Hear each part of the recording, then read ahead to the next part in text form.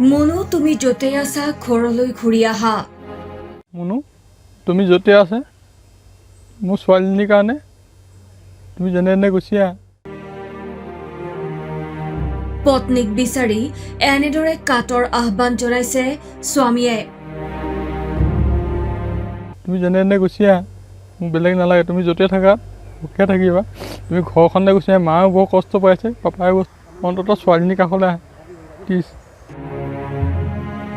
উল্লেখ্য যে 21 জুলাইৰ পৰা নিৰুদ্দেশ হৈ আছে শিৱসাগৰৰ নামতি বামুণপুখুৰীস্থিত 2 নং গায়নবাৰীৰ দীপাংকৰ ফুকনৰ পত্নী পল্লৱিকা নাথ ফুকন।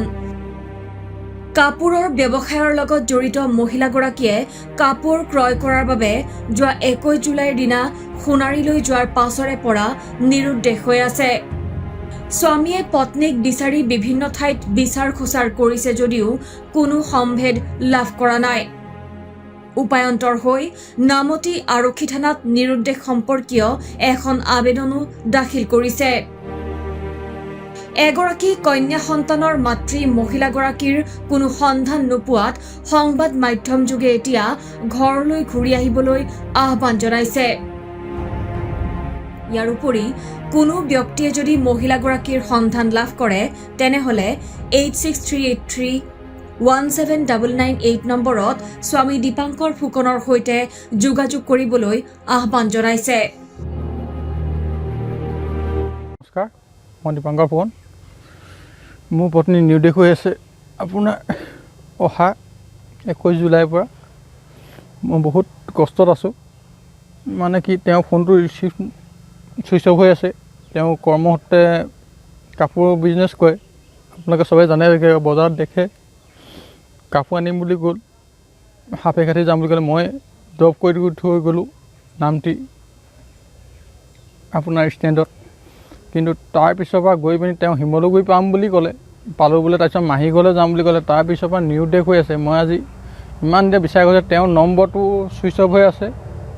মই এতিয়া বিচাৰি হাহাকাৰ। মই এতিয়া কোনো পৰিয়ালক কথা ক'ব পৰা নাই যে কেনেকৈ ধৰণে মই কি ধৰণে মই জীয়াই আছোঁ, কোনেও বুজি নাপায়। কিন্তু মোক অইনটো একো নাই, প্ৰব্লেম এটাই হৈছে, মোৰ ছোৱালী এজনী আছে, তাই য'তেই নাথাকক, সেই 11 বছৰীয়া ছোৱালীজনীৰ কাৰণে তাই যদি মোক নালাগে, মোৰ ঘৰ গায়নবাৰীত, মই বিয়া পাতিছোঁ লুণ বিয়াৰ পৰা, তেওঁ যদি ঘৰখনলৈ আহি পিনি থাকে, মই শান্তিয়ে থাকিম বুলি আশীৰ্বাদ কৰিছোঁ। মানে ঈশ্বৰ, মই নামতি থানাত এখন আবেদন দিছোঁ, মই ন্যায় পাম বুলি ভাবিছোঁ। মোৰ ৱাইফ আকৌ ঘূৰি আহিব বুলি মই বহুত আশাবাদী। যদি আহে ভালে ক'লে ঘৰলৈ আহিলে পৰিয়ালটো সুখ হ'ব বুলি ভাবোঁ। মুনু তুমি য'তে আছে মোৰ ছোৱালীজনীৰ কাৰণে তুমি যেনে যেনে গুচি আহা, মোক বেলেগ নালাগে, তুমি য'তে থাকা সুখে থাকিবা। তুমি ঘৰখনলৈ গুচি আহা, মায়েও বৰ কষ্ট পাইছে, পাপায়েও কষ্ট পাই আছে। তুমি মোৰ ওচৰলৈ নাহা, একো নাই, অন্ততঃ ছোৱালীজনীৰ কাষলৈ আহা প্লিজ।